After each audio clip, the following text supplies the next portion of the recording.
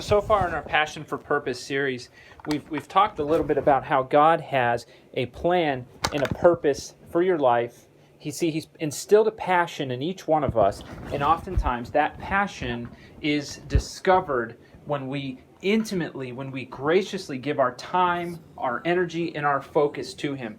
I believe that everyone has a purpose. I believe that everyone has a passion, but not everyone's seed of passion continues to grow and to blossom into the true version of yourself. See, the true version of what God has called you to be. So what we're going to focus on today is how do we get there? See, the Bible tells us that if we're not faithful with very much, we'll never have very much.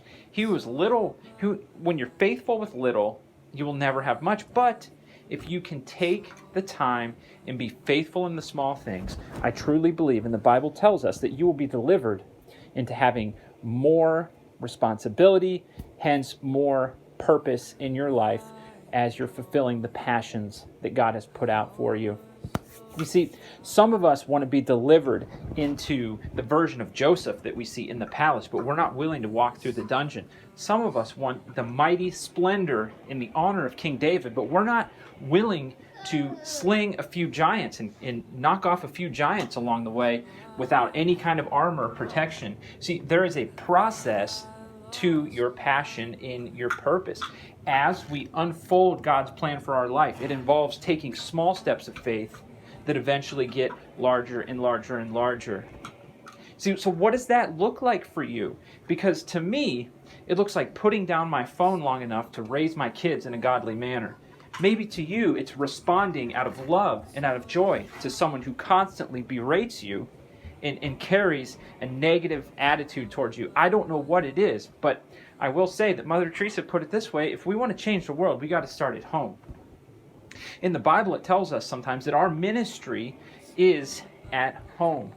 So I strongly believe that no matter where you are, no matter what you feel your passion is or your purpose is, I believe that it starts with taking small steps to get to where your ultimate passion, to your ultimate calling is. You see, if it's one thing I know about God delivering His people into a life full of passion and purpose at the fullest, it's that those people have got to be willing to die to themselves, knowing that only God can accomplish that mission through them.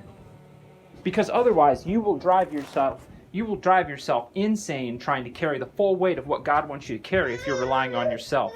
Only God can carry that kind of weight. So in closing, I just want to encourage you to identify some areas in your life that you may be falling short in, that you may not be practicing full faith in, that you may not be working as if you're working for the Lord. Maybe it's your spouse, maybe it's your job, or maybe it's other personal relationships. Maybe it's the self-talk that you do within yourself.